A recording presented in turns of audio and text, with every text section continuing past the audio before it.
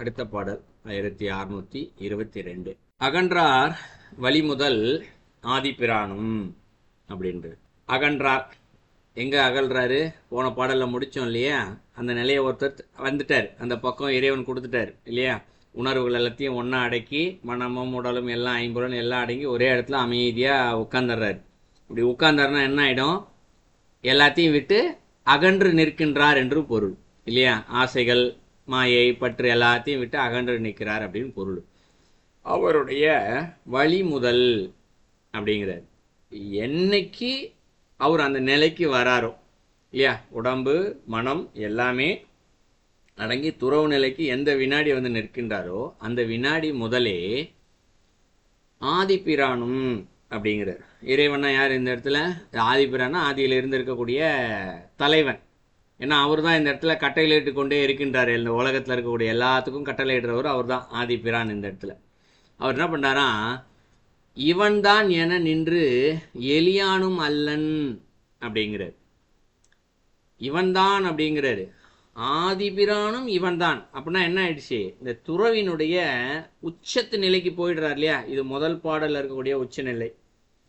முதல் பாடலை பார்த்தோம் இல்லையா? அந்த பதம் பெறலாமே தானே இறைவன் என்ற நிலைக்கு வந்து நிற்கிறார் இல்லையா? அவர் தான் என்ன பண்ணுறாரு? அவர் கூட அண்ணல் வந்து இறைவன் கூட இருக்கிறாருன்னு சொல்லியிருந்தோம் இல்லையா? இப்போ உள்ளவே வந்துட்டார், இந்த இடத்துல தானே இறைவன் நிலைக்கு வந்துட்டார். அவரு அந்த ஆதி பிரானா இருக்கக்கூடிய அவர் தான் என்ன பண்றா? இவன் தான் என நின்று எலியனும் அல்ல. அப்ப சாதா ஒரு துறவி நிலை தான், எல்லாத்தையும் விட்டுட்டு தான் நிக்கிறாரு. ஆனால் அவர் இந்த இடத்துல எலியனும் அல்லங்கிறாரு. சாதாரணமான மனுஷன் இல்லப்பா இவரு. அதைத்தான் ரெண்டாவது அடியில சொல்றாரு.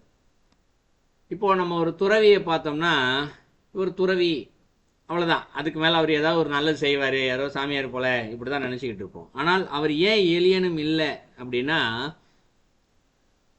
அவர் யாரை பார்த்தாலும் சரி அவர்தான் தான் என்ற நிலையில் இருப்பார். அவர் ஒரு மரத்தை செடியை கொடியை பார்த்தா கூட மரமும் நான் தான்.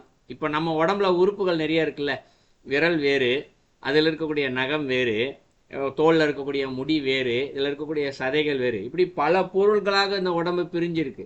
ஆனால் என்ன சொல்லுவோம்? எல்லாமே எந்து தான், நான் தான் விரல், நான் தான் கை, நான் தான் முடி, இப்படி எல்லாத்தையும் நான் தான் சொல்லிக்கிறோம். ஏன்? அதெல்லாம் சிறு வயதுலேருந்து நம்ம மனசில் ஒரு உணர்வு ரீதியாக பதிய வச்சிருச்சு இந்த இடத்துல இல்லையா? அதுபோல் அவருக்கு இதை பார்க்குறதெல்லாம் இது நான் தான், இது என்னுடையது, நான் தான் அப்படின்ற எண்ணம் வந்து அவருக்கு இருக்குமா? அப்படின்னா என்ன? எல்லா ஜீவராசிகளுக்குள்ளும் நான் தான் இருக்கின்றேன். இறைவன் எப்படி இருக்கார்? எல்லா ஜீவராசிகளுக்குள்ளும். அதனால தான் இறைவனுக்கு நைவேத்தியமே இங்கே வைக்கிறோம். அவர் சாப்பிட்டாருன்னா எல்லா ஜீவராசிகளும் சாப்பிட்டா மாதிரி இந்த எங்கெங்கெல்லாம் பசியோடு இருக்கின்றதோ அனைத்து ஜீவராசிகளும் சாப்பிட்டா மாதிரி இந்த இடத்துல இதுதான் நைவேத்தியமே வைக்கிறோம் இந்த இடத்துல. ஸோ அப்படி இவர் எளியனும் அல்ல, சாதாரணமான ஆள் இல்லை, பரமாத்மாவே அவர் தான் நிற்கிறார் இந்த இடத்துல. யார்? துறவு நிலைக்கு போனவர் அந்த இடத்துக்கு தானே இறைவன் நிலையில் நிற்கிறார். அவர் சிவன் தான் பல பல சீவனுமாகும் அப்படிங்கிறார். சிவன் தான் அப்படிங்கிறாரு. அப்போ அவர் இறைவனாவே நிற்கிறாரு அப்படின்றது எந்த இறைவனா நிற்கிறாரு? ஆதிபிரானா நின்று இவர் இந்த இடத்துல எல்லாருக்கும் கட்டளையிட்டு இல்லை. ஆதிபிரான் உள்ள வந்து உட்காந்துட்டார் இந்த இடத்துல, சாதாரணமான மனுஷன் இல்லை. இப்போ இருந்துட்டு என்ன பண்ணுறாரு? நான் தான் ஆதிபிரான், மரமே நீ இதை செய், நீ அப்போ அதை செய்யின்னு சொல்லி ஒரு கட்டளை இடலை. எப்படி செய்கிறாராம்? சிவன் தான் அப்படிங்கிறாரு. சிவன்றதுக்கு பலமுறை விளக்க சொல்லிட்டோம். அன்பின் உருவமாக நிற்பார் அனைத்து ஜீவராசிகளையும் பார்த்து. பல பல சீவனுமாகும் அப்படிங்கிறாரு. பல பலங்கிறாரு. இந்த உலகத்தில் இருக்கக்கூடிய அத்தனை ஜீவராசிகளையும் தான் இந்த இடத்துல பல பலங்கிறாரு. எத்தனை விதமான உயிர்கள் இருந்தாலும் சரி இந்த இடத்துல 84 லட்சம் ஜீவராசிகள் இருப்பதாக ஒரு நூல் கூற்று சொல்லுது இந்த இடத்துல. அப்போ எல்லா சீவனுமே எத்தனை ஜீவாத்மாக்களாக இங்கு பிரிந்து இருக்கின்றதோ எல்லாமே அவர் தான் இருக்காரு இந்த இடத்துல. அடுத்து என்ன சொல்றாரு? நயன்று தான் வரும் வழி நாம் அறியோமே அப்படிங்கிறார். நயன்று அப்படிங்கிறாரு. நயன்றுனா என்ன? இந்த இடத்துல நயத்தல் அப்படின்னு சொல்லுவோம் இல்லையா?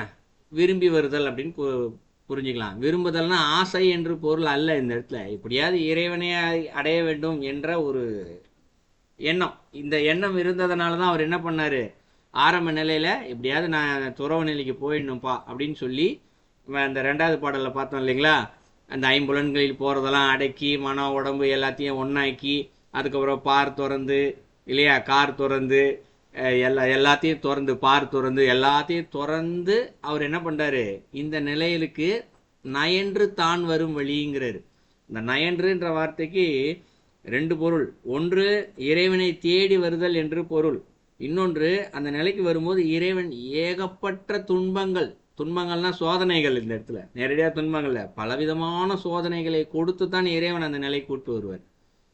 ஏன்னா மேல்நிலைக்கு வந்ததுக்கு அப்புறம், துறவின் உச்ச நிலைக்கு வந்ததுக்கு அப்புறம் திடீர்னு சாப்பிட்டா நல்லா இருக்குமே தோணிருச்சுன்னு வச்சுக்குவோம். அப்போ இவ்வளோ நாள் இறைவன் கொடுத்த அருள் எல்லாம் வீணா போயிடும், துறவின் உச்சத்துக்கு கொண்டு வந்ததெல்லாம் வீணா போயிடும் இல்லையா? அதனால என்ன பண்ணுவார், இந்த இடத்துல இறைவன் கடுமையான சோதனைகள்லாம் கொடுப்பாரு. அவர் அதுக்கு அந்த நடுவில் எந்த ஒரு பிரியாணியோ நகையோ தங்கமோ பொருளை எதை கொடுத்தாலும் சரி அவருக்கு பற்றே வராத ஒரு நிலை வரைக்கும் அவருக்கு துன்பங்களை கொடுப்பாரு இந்த இடத்துல.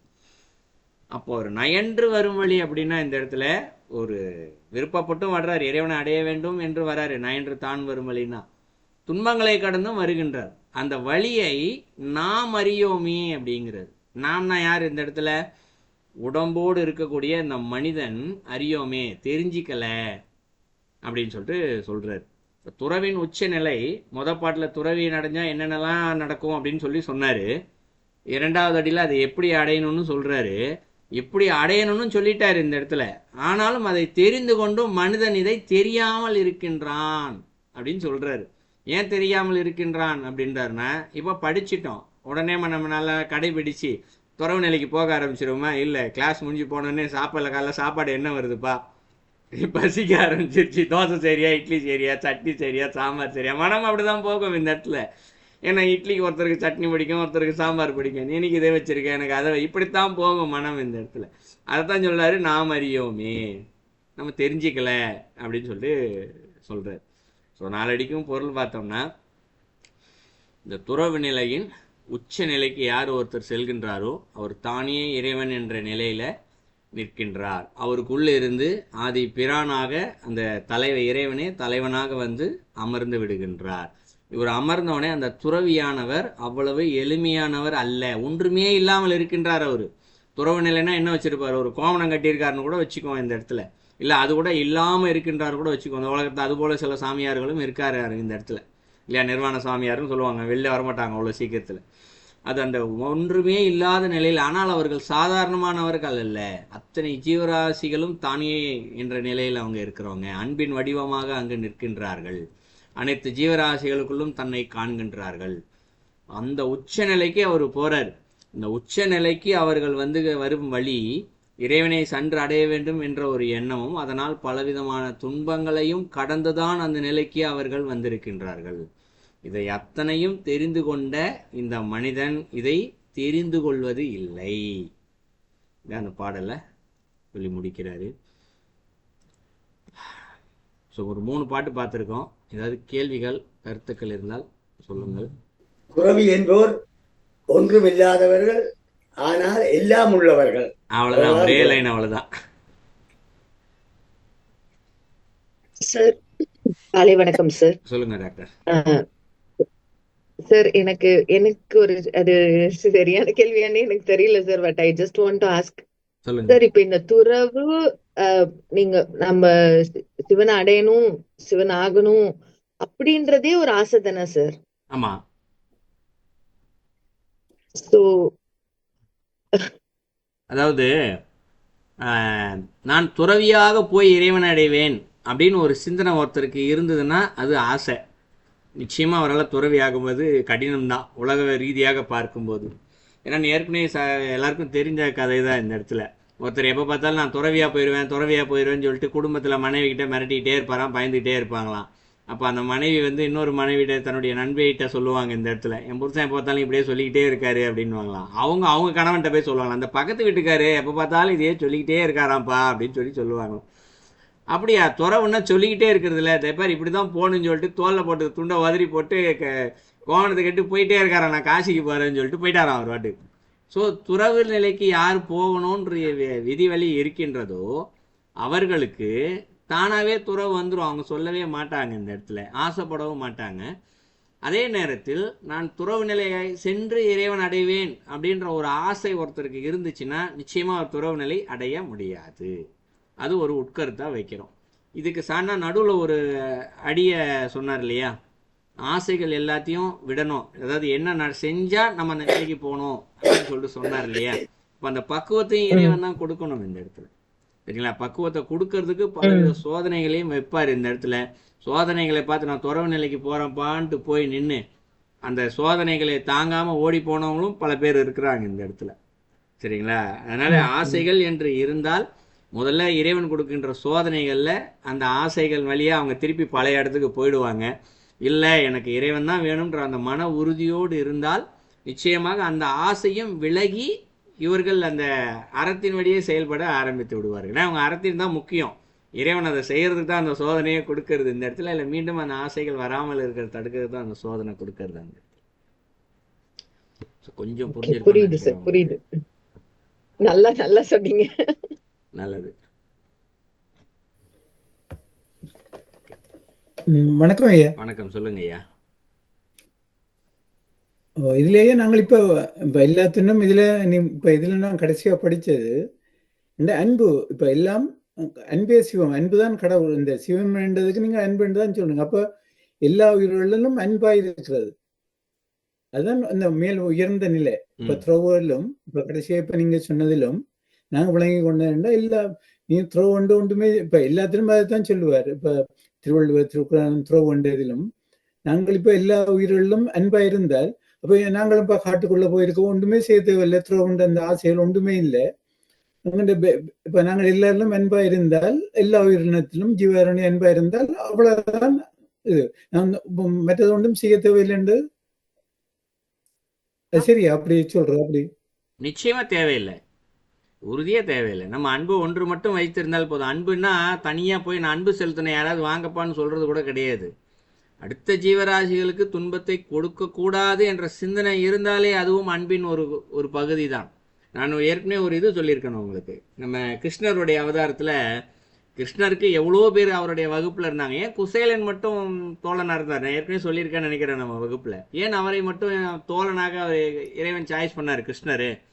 அவ்வளோ வசதிகள், மாட மாளிகைகள்லாம் கட்டி கொடுத்தாருல. ஒரு அவளை எடுத்துட்டு வந்து கொடுத்தாருன்னு மாட மாளிகை கட்டி கொடுத்தாரு. ஏன் அவருக்கு மட்டும் செஞ்சாரு அப்படின்னா, குசேலனுக்கு ஒரு எண்ணம் இருந்தது. என்ன எண்ணம் இருந்தது? எந்த ஜீவராசிகளுக்குமே அவர் துன்பத்தை கொடுக்க மாட்டாரா அந்த இடத்துல. ரோட்டில் நடந்து போகும்போது கூட வெயிலாக தான் நடந்து போகிறான், நிழலில் நடந்து போக மாட்டாரான். ஏன் பண்ணா நிழலில் நடந்து போனேன்னா ஏதாவது எறும்பு எனக்கு தெரியாமல் மண்ணில் எங்கேயாவது இருந்துச்சுன்னா நான் மிதிச்சா செத்து போயிடும்ல.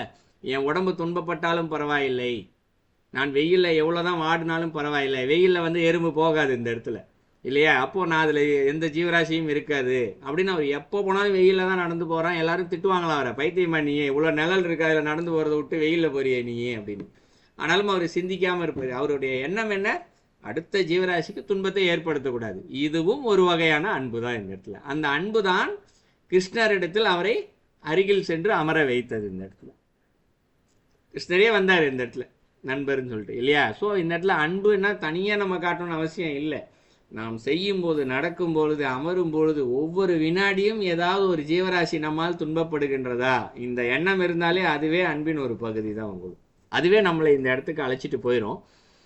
இன்னொன்று, இது நேரடியாக அப்போ நம்ம இந்த மாதிரி இருந்தால் நம்ம துறவி ஆயிடுவோமா, எல்லாத்தையும் விட்டுட்டு போயிடுவோமா, குடும்பத்தை விட்டு போயிடுவோமா அப்படின்னு கேட்டால் அதுவும் கிடையாது. இந்த இடத்துல துறவு தலைப்பின் ஒரு பகுதி தான். ஆனால் நமக்கு 4 மார்க்கங்கள் சொல்லப்பட்டிருக்கு. நாமெல்லாம் கர்மயோகத்திலையும் பக்தி மார்க்கத்திலையும் தான் இருக்கோம். இந்த இடத்துல நமக்கு எந்த மார்க்கம் உகந்தது என்பது இறைவனுக்கு தெரியும். ஏன்னா துறவு நிலைன்னா சும்மா இல்லை. ஒருத்தர் குடும்பத்துக்குள்ளே இருக்காரு, அவர் துறவுக்கு போகிறாரு, இறைவன் அவருக்கு முழுமையான துறவை கொடுக்குறாரு அப்படின்னா, நம்ம இதில் அண்ணல்னு சொன்னோம் இல்லையா? அண்ணல்லாம் இறைவன் என்ன செய்கிறாரு? அடியவராகவும் இருக்கார் இல்லையா? அந்த குடும்பத்திற்கு என்னென்னலாம் தேவையோ அத்தனையும் இறைவன் செஞ்சு கொடுத்துருவார். அந்த ஒரு மனைவியோ குழந்தைகளோ இருந்தால் கூட அவர்களுக்கு அந்த பற்று, இவர் இந்த இடத்துல கண்டிப்பாக இருந்து தான் ஆகணும்னு சொல்லிட்டு இந்த அழுகுன்றது அந்த மாதிரிலாம் இருக்காது. இறைவன் அந்த மனப்பக்குவத்தை கொடுத்துருவார் அந்த இடத்துல. அந்த குடும்பத்திற்கு என்ன தேவையோ அதெல்லாம் செஞ்சு கொடுத்துருவார் இந்த இடத்துல. அப்படி இல்லை என்றால் இந்த இடத்துல மேக்ஸிமம் நம்மளாம் கர்ம யோகம் பக்தி யோகம் அடிக்கடி நான் சொல்லியிருக்கேன் உங்களுக்கு இந்த இடத்துல. ஸோ நம்ம பக்தி மார்க்கத்தில் நம்மளை கூட்டிகிட்டு போயிடுவார். எந்த மார்க்கமாக இருந்தாலும் மூலம் அன்பு மட்டும்தான் இந்த இடத்துல. அறம் தான் இந்த இடத்துல மூலம் இந்த இடத்துல. மற்ற வேற ஒரு கருத்துண்டைய இந்த என்னுடைய ஒரு நண்பரோட கதை கேட்க இந்த நற்பவி என்று சொன்னவர். நற்பவி, ஓ அது இந்த நான் கூகுள் பண்ணி பார்த்தேன்னா காக புயண்டர் ஒரு மிகவும் ஒரு அற்புதமான ஒரு மந்திரம். காக புயண்டர் ம் சித்தர் சொல்ற நட்பவி என்றே இப்ப நாங்கள் வாழ்க வளமுடன் என்று சொல்ற மாதிரி நான் உங்களை பார்த்து நட்பவி என்று சொன்னால் அது ஒரு மிக உயர்ந்த மந்திரம் வந்து இருக்கு. அப்ப இன்றைக்கு ஒரு நண்பர் கதை கேட்க அவர் செல்லியதை பற்றி சொன்னவர் நம்ம கூகுள் பண்ணியும் பார்த்தேன் நட்பவி. ம் ம் பார்த்தேன் சித்தர் காகபுவி என்று சொல்றாரு. இப்ப மிகவும் ஒரு நல்ல ஒரு மந்திரம். இப்ப நாங்கள் கண்டோம்னா உங்களை வாழ்த்துறதுக்கு ம் நட்பவி என்று சொன்னா என்னையும் வாழ்த்தும் உலகத்தையும் வாழ்த்தும் உண்டு. அதாவதுங்க ஐயா, நட்பவி இது வந்து ஒரே வார்த்தை இல்லை, ரெண்டு. ஏன்னா நடுவில் மெய் எழுத்து வருது, நர் பவி, ரெண்டு வார்த்தை அது இந்த இடத்துல, ஒரே வார்த்தை கிடையாது இந்த இடத்துல. நர் என்றால் நல்ல என்று பொருள் இந்த இடத்துல. ஸோ பவி அப்படின்னா இந்த இடத்துல இந்த துன்பமான இந்த வாழ்க்கை முறைகளிலிருந்து விடுபட்டு நீ மேல்நிலைக்கு ஏறுவாயாக அப்படின்ற வார்த்தை தான் பவி என்பதற்கான பொருள். புரிஞ்சிச்சிங்களா? அப்போ நற்பவின்னா நீ கர்மயோகத்திலும் பக்தி யோகத்திலும் இருக்கின்ற இந்த இடத்துல நீ என்ன பண்ணு, நல்ல தெளிவாக சொல்கிறோம், நல்ல கடினமான இந்த வாழ்க்கை முறையில் சிக்கி கொண்டிருந்து இதிலிருந்து மேல்நிலைக்கு நீ செல்வாயாக, இந்த துன்பங்களில் உழன்று கொண்டிருப்பதிலிருந்து மேல்நிலைக்கு செல்வாயாக என்பதுதான் அதோடைய உட்பொருள் இந்த இடத்துல. நீங்கள் கூகுளில் தேடிங்கன்னா எனக்கு கிடைக்குமான்னு எனக்கு தெரியல எனக்கு. பட் நற்பவி என்று சொல்லப்படுகின்றது நல்ல கடினமான வாழ்க்கை முறையிலிருந்து மேறுவாயாக அப்படின்னு பொருள் இருந்துச்சு. அப்போ அதில் உள்ள ஒரு பொருள் என்ன வருது, துன்பத்துக்கு நடுவில் உழந்து இதையே நல்ல அப்படின்ற வார்த்தையே வருது. துன்பமும் நல்லது தான் அது, ஏன்னா இறைவன் கொடுக்குற சோதனை, இதை அனுபவிச்சாதான் வினைகள்லாம் விட்டு போகும் இந்த இடத்துல, இல்லைங்களா? இது இறைவன் நமக்கு கொடுக்குறாருல, அதுவே ஒரு அருள் தான். கொடுக்கலன்னு வச்சுங்க என்னைக்கு வினையை தீக்கிறது இந்த இடத்துல, இல்லைங்களா? ஸோ அதனால அந்த வார்த்தை ஒரு வாழ்த்து கூறும் வார்த்தை போலத்தான், அதோடைய உட்பொருள் அதுதான். காகபுயன்றரை பற்றி இந்த கூகுள்ல பார்த்தோன்னா காகபுயண்டர், சித்தர் காகபுயண்டர் அதை பாவிச்சவராம். அது எனக்கு தெரியல. சரி பரவாயில்ல, நம்ம ஆதி மூலம் தெரிந்து என்ன செய்ய போறோம், கடைபிடிக்கணும், அதுதானே முக்கியம் இந்த இடத்துல. ஒரு கேள்வி ஒன்று யாரோ அம்மா கேட்டிருக்காங்க இந்த இடத்துல, துறவு வாழ்வு எப்படி இருக்கும், கடினமானதா, கடினம் என்றால் எவ்வளவு கடினம் அப்படின்னு கேட்டிருக்காங்க. முதல்ல துறவு வாழ்வு கடினமே கிடையாது, அது ஒரு ஆனந்தம் இந்த இடத்துல, ஆனந்தம் பரமானந்தம் இந்த இடத்துல. துறவை அனுபவிப்பவர்களுக்கு தான் தெரியும் இந்த இடத்துல. ஏன்னா அது ஒரு அமைதியின் உச்சத்தில் இருக்கும். அது இந்த இடத்துல ரொம்ப அமைதியாக இருக்கும். நமக்கு அமைதினா இன்னைக்கு என்னன்னே தெரியாது, அதை அனுபவிச்சு பார்த்தா தான் தெரியும் அந்த இடத்துல. இப்போ துறவு வாழ்க்கை எப்படி இருக்கும் அப்படின்றத தெரிஞ்சுக்கணுன்னா ஒரு கடினமான பயிற்சி ஒன்று இருக்குது, அதை நம்ம செஞ்சு பார்த்தோன்னா நமக்கு தெரிஞ்சிடும். ஏற்கனவே சொல்லியிருக்கேன் நம்ம வகுப்பில், வீட்டிலே ஒரு கம்ஃபர்டபுளான ஒரு போஸ்டில் உட்காந்துக்கணும், கண்ணு திறந்து தான் இருக்கணும், மூடிலாம் இருக்கக்கூடாது, ஆனால் உடம்பு ஆடாமல் அசையாமல் வச்சுக்கணும் இந்த இடத்துல, ஒரு நல்ல போஸ்டில், சரிங்களா? உடம்பு ஆடாமல் அசையாமல் கையை நல்லா சோஃபா மேலேயோ இல்லை ஏதோ ஒரு இதில் காலை நல்லா நீட்டி வச்சுக்கிட்டோ ஏதோ ஒன்று, நம்மளால் முடிஞ்ச அளவுக்கு ஆடாமல் அசையாமல் உட்காந்துக்கணும், கண்ணை மூடக்கூடாது, தியானம் பண்ணுறன்ற மாரி. ஒரு டிவி பார்க்கக்கூடாது, புக்கு படிக்கக்கூடாது, நான் இந்த இடத்த மட்டுமே தான் பார்த்துக்கிட்டு இருப்பேன், அந்த மாதிரி எந்த ஒரு இதுவுமே வச்சுக்கூடாது. கேஷுவலாக அப்படியே உட்காந்துக்கலாம், கண் வந்தால் முகம் அசையாமல், கண் வேணால் இங்கேயும் அங்கேயும் அப்படி 4 பக்கம் வேணால் சுற்றி வேணால் பார்த்துக்கலாம் இந்த இடத்துல. இப்படி உட்காந்துக்கிட்டே இருங்க, முடிஞ்ச வரைக்கும் ஒரு 15 நிமிஷம் 20 நிமிஷம் உட்காருங்க. 20ஆம் நிமிஷம் கழித்து உள்ளுக்குள்ளேருந்து ஒரு சந்தோஷம் ஒன்று வரும், அதை அனுபவிச்சா தான் தெரியும். அது ஒருத்தருக்கு ஒரு மாதிரி அவங்களுடைய மனம் பக்குவத்திற்கு ஏற்ப, ஒருத்தருக்கு 5ஆவது நிமிஷமே வரலாம், ஒருத்தருக்கு 20ஆவது நிமிஷம் வரலாம், ஒருத்தருக்கு 1 மணி நேரத்துலையும் வரலாம். அது அவரவர்களுடைய ஆசையை பொறுத்து, மனதை பொறுத்து. ஆனால் இப்படி உட்கார முடியுமான்னு கேட்டால் ரொம்ப கஷ்டம். ஏன்னா உடம்பு அப்போ தான் கையை தூக்கணும், ஒரு இடத்துல அரிக்குது, சொரியணும்னு வரும் இந்த இடத்துல, இப்படி ஏதோ ஒரு செயல் வந்துக்கிட்டே இருக்கும். ஆனால் அதெல்லாம் இருந்தாலும் பரவாயில்லை, நான் இப்படி உட்காந்துருந்தேன்னா அது தெரிஞ்சு அந்த அனுபவம் தெரியும். துறவு நிலை எப்படி இருக்கும், மகிழ்ச்சியாக இருக்கும் அப்படின்றதுக்கு அவங்க கேட்ட முதல் துறவு வாழ்வு எப்படி இருக்கும்னா, உள்ள ஒரு ஆனந்தமாக இருக்கும், சந்தோஷம் இருக்கும் உள்ளுக்குள்ளே. அந்த சந்தோஷத்தை சில வினாடிகள் நேரம் நம்ம அனுபவிக்கணும்னா இந்த பயிற்சி செஞ்சால் அனுபவிச்சிடலாம். உண்மையான துறவிகள் அதை அனுபவிச்சுட்டு தான் இருப்பாங்கன்றது ஒன்று. இரண்டாவது, கடினமானதா அப்படின்னு கேட்டால் நிச்சயமாக கடினமானதா, ஒவ்வொரு வினாடியும் சோதனைகள் வந்து கொண்டு தான் இருக்கும் இந்த இடத்துல. அடுத்த வார்த்தை எவ்வளவு கடினம்னு ஒரு கேள்வி கேட்குறாங்க. எவ்வளவு கடினம்னா, யுக்தேஸ்வர் பாபாஜியுடைய சீடர் யுக்தேஸ்வர் இருக்கார், தெரியும்னு நினைக்கிறேன் எல்லாருக்கும், பலருக்கு தெரிஞ்சிருக்காது, தெரிஞ்சுக்குவாங்க. யுக்தேஸ்வர் என்பது பாபாஜியோட சீடர். அவருக்கு சீடர் ஒரு 4-5 பேர் இருக்காங்க. அதில் ஒரு சீடருக்கு பாடம் எடுத்துக்கிட்டு இருக்கார். இது நடந்த நிகழ்வு, அதை சொன்னால் எவ்வளவு கடினம்னது தெரிஞ்சிடும், அதுக்காக இந்த இடத்த கொண்டு வரேன். பாடம் எடுத்துக்கிட்டே இருக்கார். கொசு ரொம்ப வருது அந்த இடத்துல இல்லையா, கொசு வருது. இப்போ அந்த சீடருடைய மேலே கொசு வந்து உட்காருது, கடிக்க ஆரம்பிக்குது, இவருக்கு வலிக்குது. உடனே என்ன பண்ணுறாரு, மனம் அந்த நம்மளே தெரியும் இல்லையா, நம்மையும் அறியாமல் தூக்கத்திலே கூட கொசுவை கை மேலே ஏதாவது கடிச்சா டப்புன்னு அடிப்போம். எறும்பு கடித்தாலும் சரி, கொசு கடித்தாலும் சரி, என்ன பண்ணுவோம், டக்குன்னு அடிப்போம். அடிச்சுட்டு தள்ளி விட்டுருவோம். அதுக்கப்புறம் தான் ஐயோ பல பேர் அந்த கொசு அடிச்சிட்டோமே இந்த சிந்தனை கூட சிலருக்கு வரலாம். யுக்தேஷர் என்ன பண்ணுறாரு, அவருடைய சீடர், யுக்தேஷருடைய சீடர் மேலே கொசு கடிக்குது இல்லையா, கையெத்திட்டு போய் அடிக்கிறதுக்கு போகிறாரு. பக்கத்தில் போனோடனே கையை நிப்பாட்டிட்டாரு. ஏன்னா ஒரு வினாடி அவருக்கு உணர்வு வந்துடுச்சு, ஐயோ நம்ம அடித்தோன்னா அந்த ஜீவராசி செத்து போயிருமே, ஒரு உயிரை கொல்லக்கூடாது அப்படின்ற ஒரு உணர்வு வந்து அவருக்கு வந்துடுச்சு. உடனே நிப்பாட்டிட்டாரு. குரு அங்கே முன்னாடி உட்காந்துட்டு பாடம் சொல்லி கொடுத்துட்டு இருக்காரு, இவர் இங்கே உட்காந்துட்டு இருக்காரு. இப்போ உடனே கையை நிப்பாட்டிட்டார் இல்லையா, இப்போ ஒரு உயிர் வந்து தப்பிச்சிருச்சு, கையில் லேசாக தட்டி விட்டாரு, அது பறந்து போயிடுச்சு அந்த கொசு.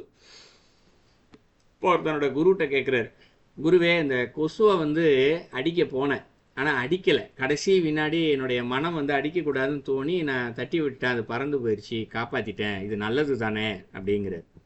அதுக்கு குரு ஒரு விளக்கம் கொடுக்குறாரு, எப்பொழுது இந்த கொசுவை அடிக்க வேண்டும் என்ற ஒரு க்ஷண நேரம் உன்னுடைய சிந்தனையோ உன்னுடைய கையோ முடிவு செய்ததோ அப்பொழுதே நீ பாவம் செய்வதவன ஆகிவிட்டாய். இது குரு சொல்றாரு. ஏன்னா இந்த கைன்றது நம்ம அறியாம தான் போகும். நான் ஏற்கனவே சொல்ற உதாரணம், இப்போ கார் ஓட்டணும் அப்படின்னா நீ பிரேக் போடு, கிளட்ச் அமுக்கு, ஆர்ன் அடி, இதெல்லாம் வந்து நம்ம அறிவு வந்து கையுக்கோ காலுக்கோ கட்டளை இட்டு இது செய்யறது இல்லை. கார் ஓட்டணும்னா ஏறி உட்காந்தா தானாக போகும், கை தானாக திரும்பும், கால் பிரேக்கு, எல்லா வேலையும் தானாகவே தன்னிச்சை செயலாக செஞ்சுக்கிட்டே இருக்கும் இல்லையா. அதுபோல் இந்த கொசு அடிக்கிறதும் பார்த்தீங்கன்னா கை தன்னிச்சை செயலாக தான் போகும். இந்த இடத்துல நம்ம வந்து கட்டளை இடுறதில்ல மூளைக்கு, இந்த கையில் ஒரு கொசு அமர்ந்து இருக்கிறது, இன்னொரு கையை நீ சென்ற அந்த கொசுவை அடி நம்ம கட்டளை இடுறதில்ல, தன்னிச்சை செயலாக செய்கிறோம் இல்லையா. இந்த உணர்வு நிலையில் கூட அந்த எண்ணம் இருக்கக்கூடாது, இந்த கொசுவை நான் அடிக்க வேண்டும் என்ற எண்ணம் இருக்கக்கூடாது. அப்போ அது எவ்வளோ பெரிய உயர்ந்த நிலை. ஸோ அது இருக்கிறது ஒரு ஏகாந்த நிலை. ஆனால் கடினமானதானா, கடினம் தான். எந்த அளவுக்கு கடினம், உடம்பில் இருக்கக்கூடிய மசில் மெமரின்னு சொல்லுவோம், அந்த மசில் மெமரியில் கூட இன்னொரு ஜீவனுக்கு துன்பத்தை ஏற்படுத்தக்கூடாது என்ற எண்ணம் இங்கு நம்மளுடைய மனதில் பதிந்தது போல் உடலிலும் பதிய வேண்டும்.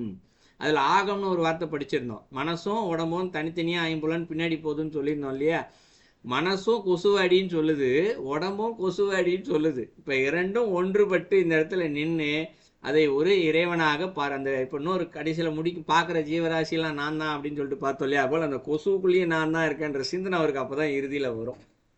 சரிங்களா. ஸோ கடினம்னா இந்த அளவுக்கு பக்குவ நிலை பெற வேண்டும், அந்த அளவிற்கு கடினம் இந்த இடத்துல அந்த சோதனைகளை எல்லாம் கடந்து செல்வது என்பது. ஸோ கேள்வி கேட்டவர்களுக்கு பதில் தெரிந்திருக்கும்னு நினைக்கிறேன். நல்லது. வேறு கேள்விகள்? ஐயா, இந்த ஒரு துறவிக்கு கோபம் வர வேணுமோ வேண்டாமோ, கட்டாயம் கோபம் வர வேண்டும் என்பதுதான். யோகசுவாமி, யோகசுவாமி மாபெரும் சித்தர், அவரு சோதனை செய்யறதுக்காக சிலர் வருவார்கள். சிலர் வரும்போது அவருக்கு தெரியும் இவர் என்ன சோதிக்க வாரன்னு சொல்லி அவரை வந்தவரை கோபிச்சு அடிச்சு கலைப்பார். ஆகவே துறவியா இருந்தாலும் அவருக்கு இயற்கையான கோபம் இருந்தாலும் அவர் துறவிதானே, அதை மாற்றம் இல்லையே. அதாவது நீங்க என்ன கேக்குறீங்கன்னா, ஒரு துறவி இருக்காரு, அவருக்கு சில நேரங்கள்ல கோபம் வருது, கோபம் வந்துருச்சுன்றதுனால அவர் துறவி இல்லாம போயிடுவாரா அப்படின்னு ஒரு கேள்வி கேக்குறீங்க இல்லையா. ஓகே, இத திருமந்திரத்தில் வேறொரு பாடலில் சொல்லப்பட்டிருக்கு. எந்த பாடல்னு எனக்கு நினைவில்லை. பாடலோட கருத்து என்னன்னா, இங்கே துறவி மட்டும் அல்ல, முனிவர்கள், ஞானிகள், சித்தர்கள், இவங்க பல பேருக்கு கோபம் வந்திருக்கின்றது. சான்று என்ன அப்படின்னு கேட்டால் புராண கதைகளை நிறைய பார்க்கலாம். முனிவர்கிட்ட எதனையா போய் சொன்னால் உடனே என்ன பண்ணுவார், சாபம் விட்டுருவார். முனிவர்கள் பல பேர் வந்து இங்கே சாபங்கள் கொடுத்து தான் இருக்காங்க. ஏன் கோபம் இந்த இடத்துல. அப்போ கோபம் கொடுப்பதினால், கோபம் இருக்கிறதுனால அவங்க முனிவர் இல்லையா, துறவி இல்லையா அப்படின்னு கேட்டால், அதுக்கு தான் திருமந்திரத்தில் ஒரு பாடலில் சொல்றாரு, இதற்கு காரண சினம் என்று பெயர். சினம்தான், ஆனால் அதற்கு பெயர் காரண சினம். அப்படின்னா என்ன பொருள்னா, பார்க்குறவங்களுக்கு அது கோபம் மாதிரி தெரியும், ஏன்னா மாயையில் தான் இவங்கெல்லாம் இருக்காங்க, இவங்கெல்லாம் யாரும் ஞானி ஆகலை. ஆனால் ஞானியை பொறுத்த அளவுக்கு அது கோபம் போல காண்பிப்பார், ஆனால் அது ஒரு பெரிய அருளாகவே அங்கு நிற்கும். அவர் எது செஞ்சாலும் சரி இந்த இடத்துல அது ஒரு அருளாக தான் நிற்கும். அந்த இடத்துல அந்த அருள் என்ன அப்படின்றது அவருக்கு தான் தெரியும். ஏன்னா அவருக்கு எல்லா ஜீவராசிகளுக்குள்ளும் தான் இருக்கின்றேன் என்று தெரியும் இல்லையா. இந்த ஜீவராசிக்குள்ளே நான் தான் இருக்கேன், அது ஒரு ஏதோ ஒரு வகையில் துன்பப்பட்டு இருக்கு, அதுவும் தன் துன்பத்திலிருந்து விடுதலை பெற்று இறைவனை அடைய வேண்டும். அப்போ அதுக்கு என்ன செய்யணும் அப்படின்னா, அது மேலும் பல விதமான துன்பங்களை விரைவாக அனுபவித்து முடித்து விட்டால் அது என்ன செஞ்சிடும், இறைவனை போய் அடைஞ்சிரும்.